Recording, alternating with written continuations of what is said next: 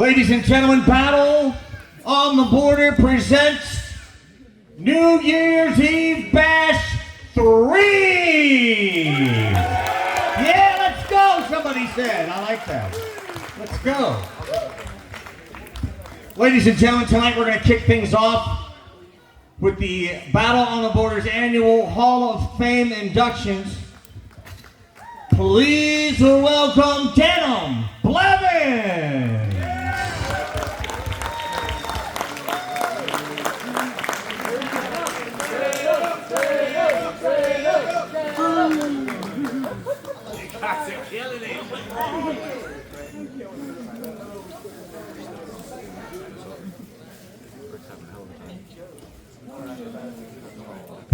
I'm more acrobatic than that. Thank you guys all for coming out tonight. Hall of Fame thing is something that I enjoy doing every year. A lot of people in there that I have a lot of love for, and I want to bring into the ring our prior Hall of Famers here that we have in the house tonight. And let's start with my mom, Brenda Glacken.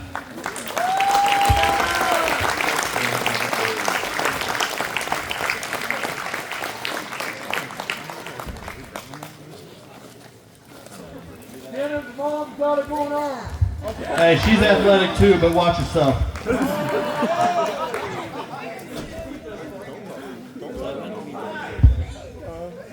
All right, also in the Hall of Fame that we have in the house tonight, where's fantastic Bobby Fulton? Sharp dress me.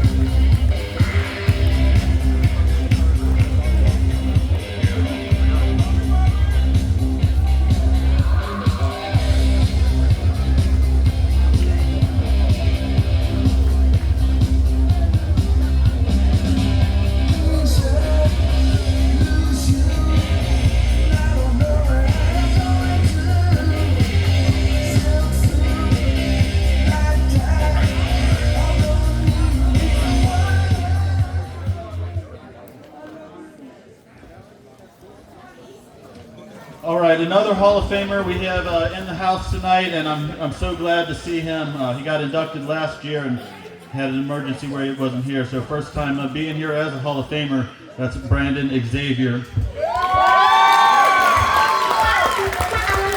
Yeah, pick a name there, boy. But you might die if they hit you in your head, boy.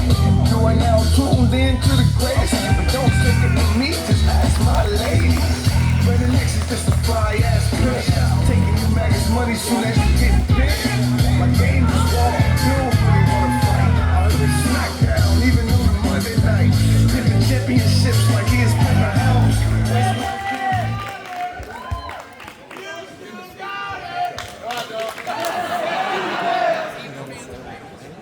All right, and then another Hall of Famer that we got in the back there.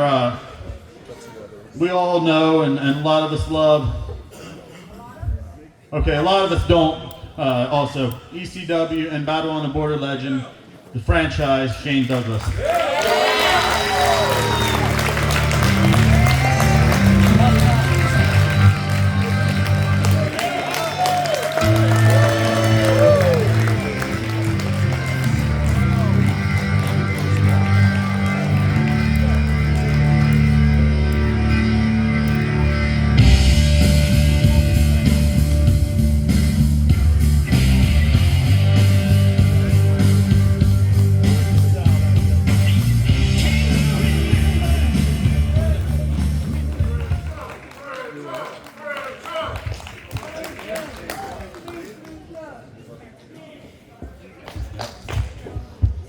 All right, and then moving on to this year, I asked earlier to have the trophies brought out here. Did someone bring them out? We got them right here. All right, here they come.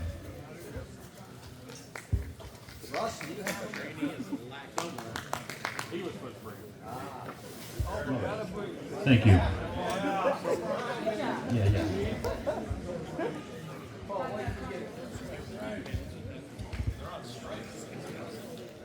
Yeah. Yeah, so this is something sad, probably the saddest thing I'm going to have to tell anybody the whole night, and that is our friend Marty Jannetty is in the hospital right now. He's in the emergency room, and he sent me videos and pictures of it this evening, so he is a great friend of mine. He promised me he's going to make it up to everybody, but he's literally, since last night, been in the emergency room, and I guess he's got like a horrible foot, something called sepsis or whatever, and it's a really bad thing. And yeah. So, anyways, he's in the hospital.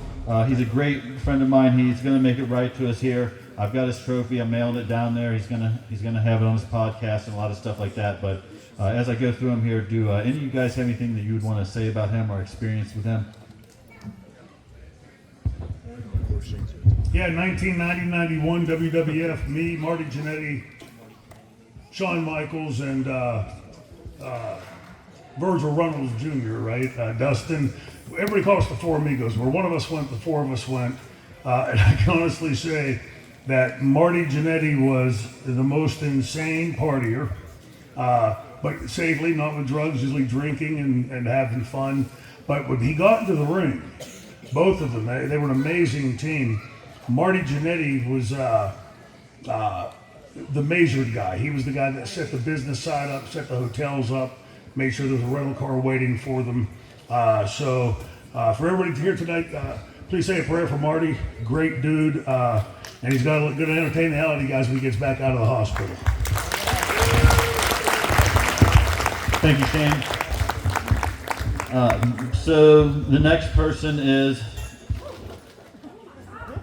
Everybody okay here? All right.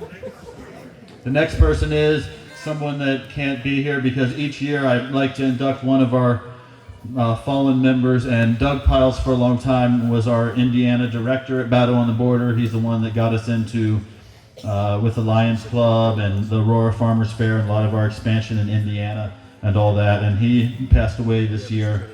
Surprisingly, in his early 50s. At one point, he was my right-hand man in the company, so very sad here. I'm going to give his plaque to his daughter, and then our third person here, I'm going to have inducted by someone that I know you all love. This person's standing in the ring, and I could have put him in any year, but I always think, man, when someone's really active in my company, I don't want to put them in. But then I start to realize with some people that they're probably going to spend their whole life doing what they do. I realize I'm going to put them in. It's happened with you, Shane. It's happening with you, Rick. All right, so the person that's going to induct Rick is a guy that's been in TNA, he's been in WWE, all that kind of stuff. And you all probably know him, the Wildcat Chris Harris.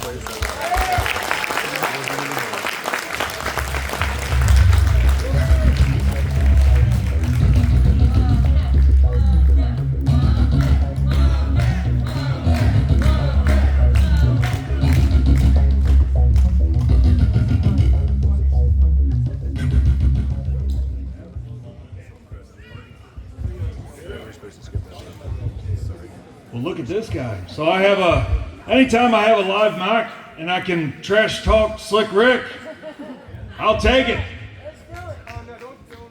I'm probably the one guy in this building that has known Rick the longest. We met almost 30 years ago. Met back in 1995, and right away I could see the talent in this guy. The thing that stood out to me about Rick is that he wasn't just a host. He wasn't just a ring announcer. He's the kind of guy that he becomes a character himself without even trying. The interaction he has with you guys, it just makes you guys feel at home, doesn't it? I mean, when he steps into this ring, the energy that he gives off, it just makes you get ready for the matches. And instead of just announcing somebody's weight, somebody's hometown, I mean, this guy really gets into it. He gets you guys into it. Just the energy level, it's just so impressive to me. Another thing that always stood out to me, man, look at him. He never once have I not seen him look so professional. Every time he works, the man's always looking great. I have to tell one quick story before I get out of here. This has always been something between Rick and I, so I don't know, it might be one of those where you have to be there to understand it, but there's so many shows where, we kind of have to do what we can to make ourselves laugh. And for most of my career, I've been the play it by the rules, the good guy. Everybody, most of the people like me, everybody loved Slick Rick. But there were several times where maybe I was cheated in the match, maybe I got disqualified for something I didn't agree with, whatever it was, I would be upset, I would be angry. My opponent might have already been through the curtain, and somewhere I just made eye contact with Slick Rick. And all of a sudden it became his fault.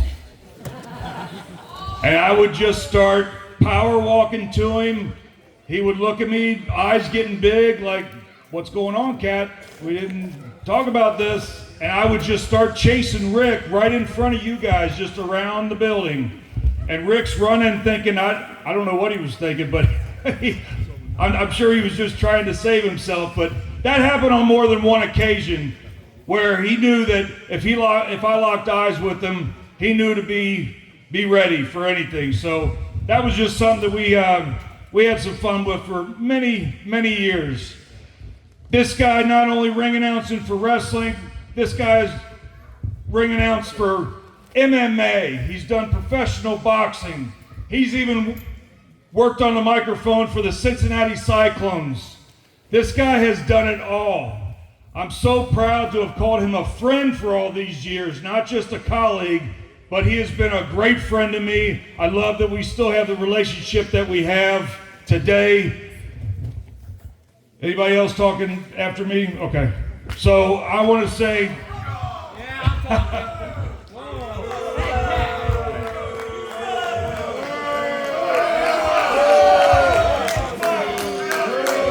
What are you doing out here, kid?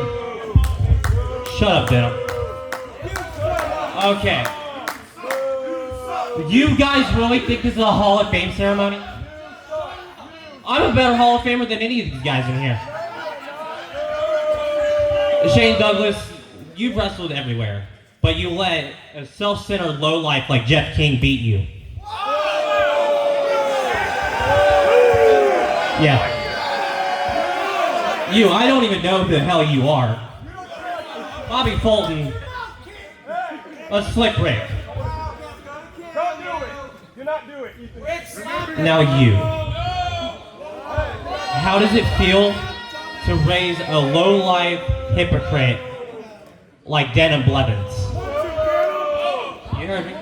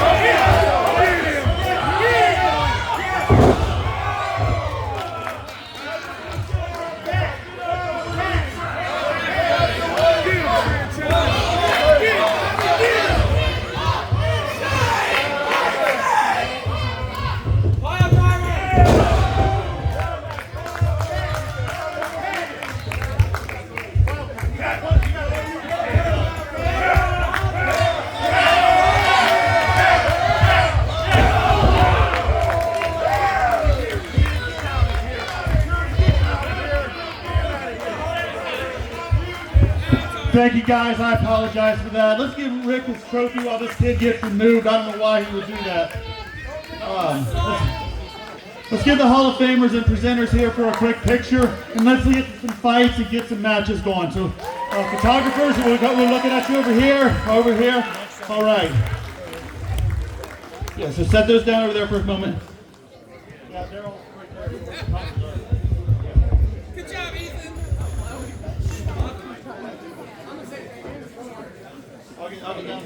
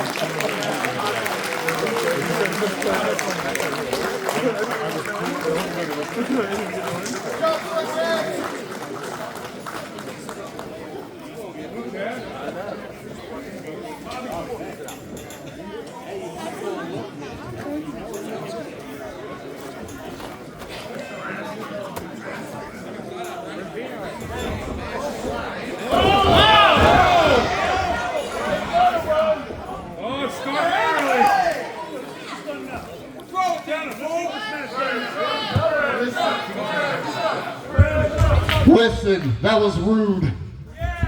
Very rude. I was trying to turn you around. You got in the ring first off and didn't shake my hand. I'm the only true legend here, not you. Shut your mouth. When this company started, I carried it on my back. And through the years, all it's been is venom paying you so-called legends who had your time 30 years ago to come in here and be his friends. And you think you belong in there with me? Hell no. Just because you had a couple good matches here. Just because you had a great so-called cage match with Brandon Day. You shut your mouth, I'll come back there and slap you. I'll slap you so hard you'll grow a tooth back. Now what I need is for all you sloppy, out of shape sweat hogs to shut your mouths. And men, that includes you too. Now Shane, no, don't wave your hand at me. Listen, he's no franchise, he's more like a mom and pop shop. Now, first off, Shane, as you see, I am not dressed to compete. I have a doctor's note. To whom it may concern, Brandon, the greatest wrestler to ever live, is not allowed to wrestle tonight due to having a severe outbreak of sexiness. Dr. D her down. It's signed. I know none of you can read, so I'm not going to prove it to you. But Shane, I am a giving man. As a former Battle on the Border heavyweight champion. Shut your mouth again. I am going to give you the courtesy to wrestle one of the greatest students that I have ever trained. So what I need is for all you triple necks to get on your feet, clap your hands for the one and only Colt Johnson.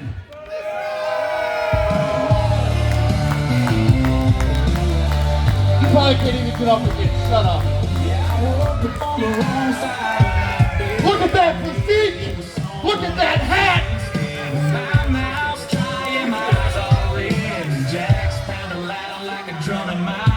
I have a doctor's note.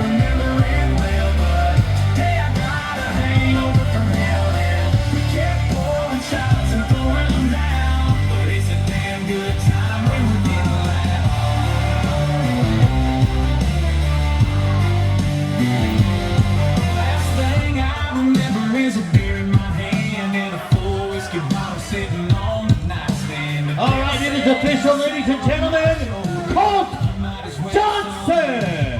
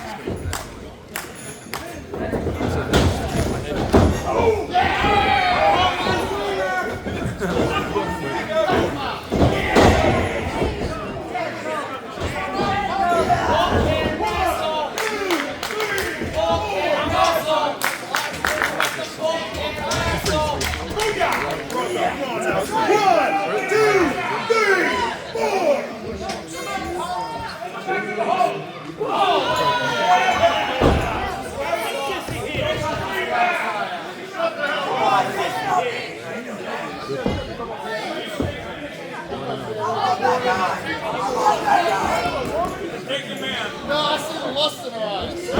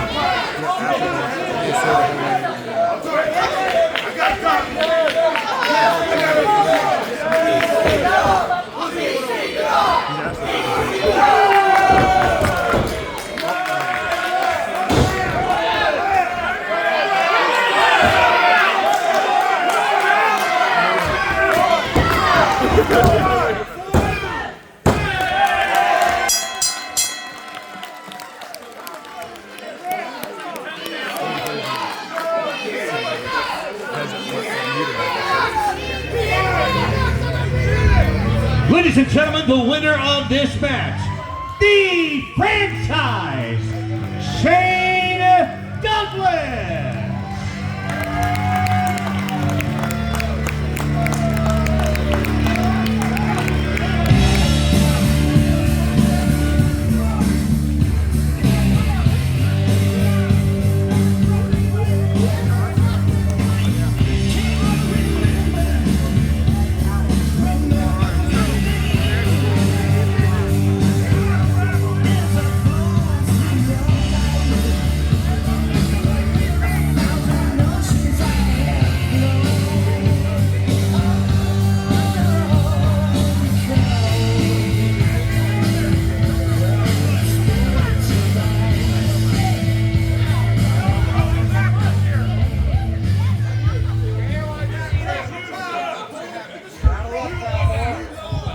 All right, wrestling fans, we got a whole lot of wrestling action still to come.